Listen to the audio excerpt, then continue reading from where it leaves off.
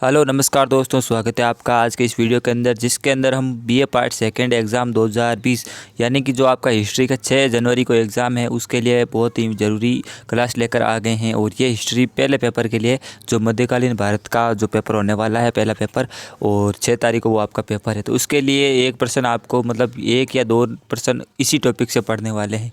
और टॉपिक का नाम तो आपने टाइटल में देख लिया होगा, मध्यकालीन भारतीय इतिहास में हुए प्रमुख युद्ध। ठीक है, 1 नंबर का प्रश्न तो अति लघुत्तरात्मक डायरेक्ट यहाँ से पूछा जाएगा, और निम्नात्मक प्रश्न में भी इसकी भूमिका आपको ज़रूर काम में आएगी। तो चलिए आज के वीडियो में ये सारी चीज़ें बात करते हैं जो युद्ध हुए थे मध्यकालीन भारत के अंदर।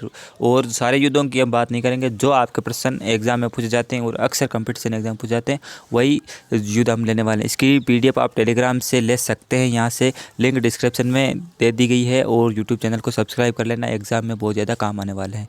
वैसे दोस्तों, अगर आप इन सारे युद्धों को मतलब नहीं पढ़ना चाहते, नहीं याद करना चाहते हैं, तो मैंने इसमें से भी आपको छांट के प्रश्न बना के प्रश्न के फॉर्मेट में जो आपके एग्ज़ाम में ज़रूरी है, आने वाले हैं 6 तारीख को पेपर पढ़ने वाला है, वो सारा का सारा मैंने आपको प्रोवाइड करवा दिया है। और उसका भी आप लिंक है डिस्क्रिप्शन में मिल जाएगा। वो पेपर आप ज़रूर बाय कर लेना।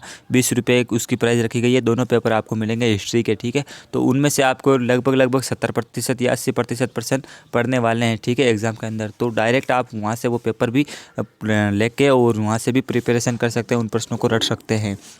तो आज हम महत्वपूर्ण युद्धों के बारे में देखते हैं, कौन कौन से युद्ध किस किस के बीच में हुए और कौन उसमें विजयी रहा। 1 नंबर का प्रश्न डायरेक्ट इनसे पूछा जाता है और निम्नात्मक प्रश्नों में भी इसकी भूमिका रहती है। तो चलिए अब वीडियो शुरू करते हैं। तो देखिए दोस्तों, सबसे पहला जो युद्ध हुआ था वो हुआ था, और ये सबसे पहले मैं बात बता देता हूँ कि जो ये युद्ध मैं लेकर आ रहा हूँ वो क्रम वाइज है। ठीक है, यानी पहला ये हुआ, उसके बाद ये, उसके बाद ऐसा नहीं रैंडमली, मैंने क्रम वाइज सारे युद्ध लिए हैं, मतलब कालक्रम के हिसाब से। तो जैसे सबसे पहले सल्तनत काल से आपको मध्यकालीन भारत है जो शुरुआत होता है, और सल्तनत जो काल है वो 1206 से शुरुआत उसकी मानी जाती है कुतुबुद्दीन ऐबक के साथ। ठीक है, और लगभग 1740 तक वो चलता है। तो इन इस स्थिति के बीच में जो भी युद्ध है वो हम देखने वाले हैं, महत्वपूर्ण। वैसे तो बहुत सारे युद्ध होते हैं इतिहास में, मगर उन सबसे पसंद नहीं आता है। तो सबसे पहला युद्ध था तराइन का प्रथम युद्ध। ठीक है, तो तराइन के 2 युद्ध हुए थे, तराइन का प्रथम युद्ध और तराइन का द्वितीय युद्ध। ठीक है, और दोनों में ज़्यादा अंतर नहीं है, 1-1 साल का अंतर है। ध्यान रखना, ये युद्ध तो बहुत ही ज़्यादा महत्वपूर्ण है। तो तराइन का प्रथम युद्ध 1191 में हुआ था और दूसरा 1192 के अंदर हुआ था। ठीक है, और किसके बीच हुआ ये भी इंपॉर्टेंट है, तो पृथ्वीराज चौहान और मोहम्मद गौरी के बीच में हुआ था। दोनों युद्ध इन्हीं के बीच में हुए थे, मगर इसमें जो विजय रहा था पहले युद्ध में तो पृथ्वीराज चौहान विजय हो गया और दूसरे युद्ध में गौरी विजय हो गया। ठीक है, मोहम्मद गौरी। और इसी जो है घटना पर आपको पता है अभी फिल्म आ रही है अक्षय कुमार वाली, पृथ्वीराज वाली। ठीक है, तो वो जो फिल्म है वो पृथ्वीराज चौहान इसी के बारे में, वो इन्हीं पर आ रही है। ठीक है, और इसमें जो देखिए सबसे पहले इसके कारण क्या थे कि पृथ्वीराज चौहान पहले में जीत गया था क्योंकि ये बहुत शक्तिशाली था, और जो मोहम्मद गौरी है उसने इसके बाद में काफ़ी तैयारियाँ की, और जो पृथ्वीराज चौहान है वो,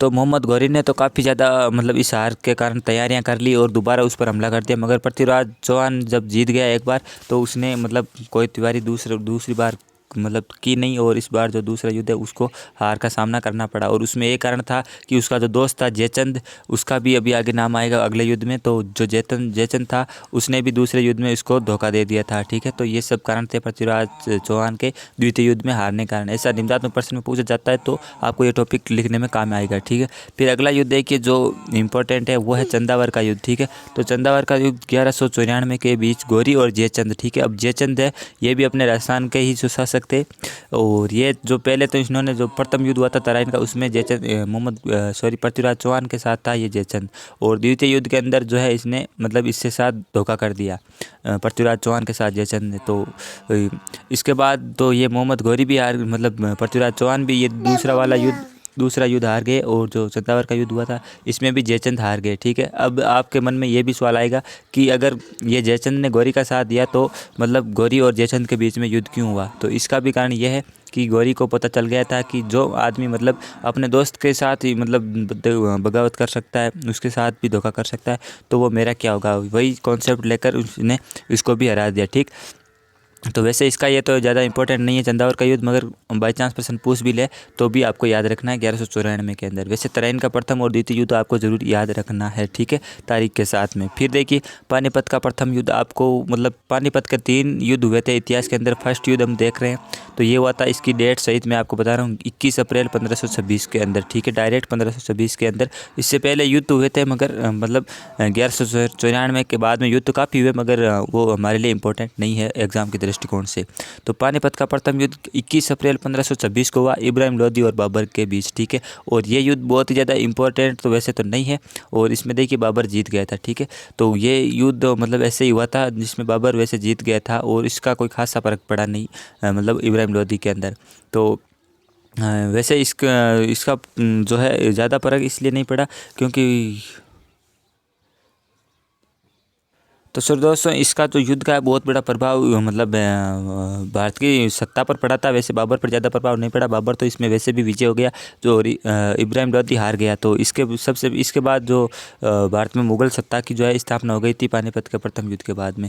और वैसे जो खानवा का युद्ध है वो भी इम्पोर्टेंट है। वैसे तो रियल में तो खानवे के युद्ध के बाद में ही मुग़ल जो सत्ता है वो स्थापित हुई थी, और ये खानवा का युद्ध हुआ था 1527 में, और ये युद्ध हुआ था राणा सांगा और बाबर के बीच में। वैसे जो राजस्थान के जो रियासतें थी वो मतलब स्वतंत्र थी और काफ़ी शक्तिशाली थी।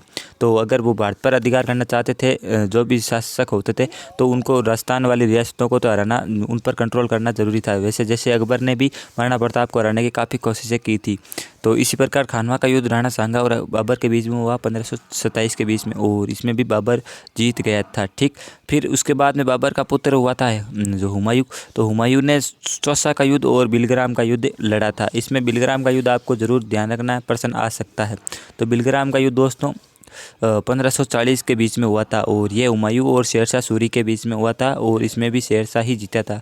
इसका पहला जो युद्ध हुआ था चौसा का युद्ध, ये 25 जून 1539 में हुआ था, ठीक, हुमायूं और शेरशाह सूरी के बीच में, और इसमें भी शेरशाह ही जीते थे। तो चौसा और जो बिलग्राम में दोनों में शेरशाह जीत गया था, और हुमायूं इसमें दोनों में ही हार गया था। और इसमें जो युद्ध का कारण तो वही था, दिल्ली की सत्ता पर कब्जा करना, ठीक है। तो हुमायूं तो सत्ता पर पहले से था, मगर शेरशाह सूरी उसको हटाना चाहता था और खुद शासक बनना चाहता था दिल्ली का, ठीक। दिल्ली उस समय मतलब प्रमुख कारण जो केंद्र था सत्ता का भारत के अंदर।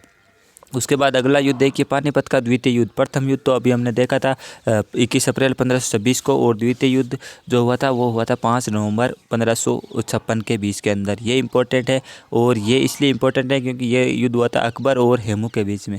अब हेमू आप नहीं जानते कौन है, तो हेमू जो है भारत की जो है दिल्ली सल्तनत पर, मतलब दिल्ली की सत्ता पर जो है इस बैठने वाला अंतिम हिंदू शासक था हेमू, ठीक है। प्रश्न इस प्रकार बनता है कि दिल्ली की सत्ता पर बैठने वाला अंतिम हिंदू शासक कौन था, तो वो हेमू था, ठीक है। और उसको अकबर ने पराजित किया था इस पानीपत के दूसरे युद्ध में। और जो पानीपत का तीसरा युद्ध है वो आपके 3rd ईयर के अंदर आएगा, फाइनल ईयर के अंदर। फिलहाल हमको पानीपत का दूसरा युद्ध है वो देखते हैं। इसमें अकबर जीत गया था, ठीक है, हेमू को पराजित करके। और उसके बाद फिर से जो दिल्ली की सत्ता है वो मुगलों के हाथ में चली गई। उसके बाद मोस्ट इम्पोर्टेंट जो युद्ध है, आपको इसको तो मतलब छोड़ के जाना ही नहीं है। बाकी सारे युद्ध आप याद करो या ना करो, ये युद्ध आपको रट के जाना है। तालीकोटा का युद्ध या राक्षसी तांगड़ी का युद्ध, ठीक है। तालीकोटा का युद्ध आपको याद रखना है क्योंकि इस पर निम्नात्मक प्रश्न बनने के चांसेस रहते हैं, और इसका 1% तो ज़रूर पूछा जाएगा, या चाहे वो लघुत्रात्मक हो या त्रिलघुत्रात्मक हो। तो सबसे पहले हम जान लेते हैं ये कब हुआ। ये हुआ 23 जनवरी 1565 के बीच के इस तारीख हुआ 23 जनवरी 1565 में तालीकोटा का युद्ध, ठीक है। और किसके बीच में हुआ, ये हुआ विजयनगर और जो उसके पड़ोसी राज्य थे जैसे अहमदाबाद और गोलकुंडा, उस प्रकार 2-3 राज्य थे उनके पड़ोसी थे आसपास के, और वो बेसिकली मुस्लिम शासक थे वहाँ पर, तो ठीक है। तो विजयनगर में हिंदू शासक थे, और वैसे मैंने विजयनगर के ऊपर पूरा डिटेल्ड वीडियो बना दिया है, आपको चैनल पर मिल जाएगा, देख लेना, ठीक है। इसका भी प्रश्न आता है विजयनगर का। तो जो तालीकोटा का युद्ध हुआ वो विजयनगर और इन जो है शासकों के बीच में हुआ, और इसमें ये सारे शासक जीत गए, और ये विजयनगर साम्राज्य है वो मतलब पराजित हो गया। और इसका कारण ये हुआ, इस युद्ध का परिणाम ये हुआ कि इसके अंदर जो दक्षिण भारत में जो विजयनगर साम्राज्य था उसका पतन हो गया। तो इसके कारण ये प्रश्न बनता है कि विजयनगर साम्राज्य के पतन के कारणों को स्पष्ट कीजिए, व्याख्या कीजिए। तो इसमें ये कारण ये तालीकोटा का युद्ध भी आता है। तो आपको ये प्रश्न तो मतलब रट के चले जाना है, ठीक है। और भी जो कौन कौन से इंपॉर्टेंट प्रश्न है आपके एग्जाम के दृष्टिकोण के लिए, उसकी मैंने आपको PDF प्रोवाइड करवा दी है। पूरे 20-25 प्रश्न उनको आपको दे रखे हैं 20 रुपये की प्राइस में, और दोनों हिस्ट्री के पेपर, ठीक है। लिंक आपको डिस्क्रिप्शन में मिल जाएगा, ज़रूर खरीद लेना। 20 रुपये में आपको दोनों पेपर मिल जाएंगे जो आपके 6 जनवरी को आने वाले हैं पेपर में, ठीक। फिर 2-3 युद्ध है, वैसे इंपॉर्टेंट नहीं है। हल्दी घाटी का युद्ध तो आपको सबको पता है, मारना पड़ता है और अकबर के बीच में हुआ। डेट आप जरूर याद रखना यहाँ पे, सॉरी 1676 लिखी, मतलब लिख के बाईस मिस्टेक हो गया यहाँ से। 1576 को आपको ध्यान रखना है। 18 जून 1576 को हल्दी घाटी का युद्ध हुआ था, ठीक है। मारना पड़ता है और अकबर के बीच में।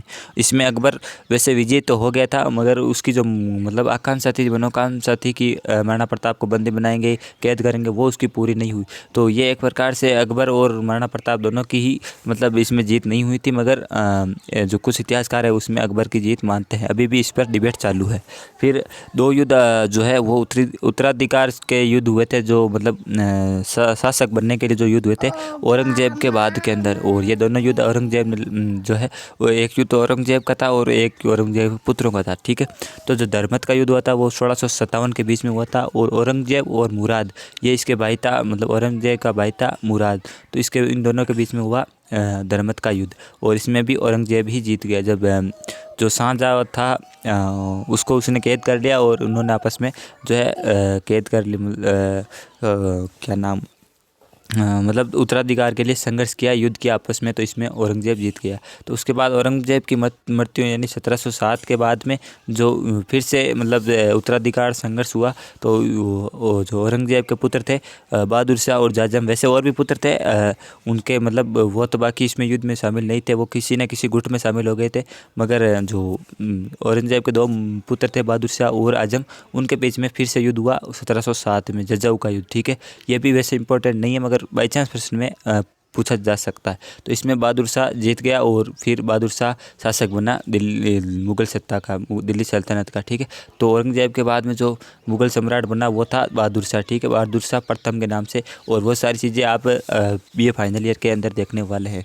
तो ये तो था प्रमुख युद्ध। और इसमें ज़्यादातर तालीकोटा का युद्ध आपको ज़रूर याद करके जाना है, और एक जो है तराइन का युद्ध है वो आपको याद करके जाना है, इंपॉर्टेंट है। बाकी तो कोई सा भी प्रश्न में आ सकता है, मगर इनके चांसेस ज़्यादा रहते हैं, ठीक है। और ज़रूर से आप PDF जो है बाय कर लेना, और टेलीग्राम पर इसकी PDF तो आपको मिल ही जाएगी। और जो ओरिजिनल पेपर है 6 जनवरी को आने वाला, वो आपको खरीदना पड़ेगा। लिंक डिस्क्रिप्शन में, 20 रुपये में आप आराम से खरीद लेंगे। तो ऑल द बेस्ट आपके एग्ज़ाम के लिए, अच्छे से आपका एग्ज़ाम जाए। मिलते हैं फिर अगले किसी वीडियो में, तब तक जय हिंद, जय भारत।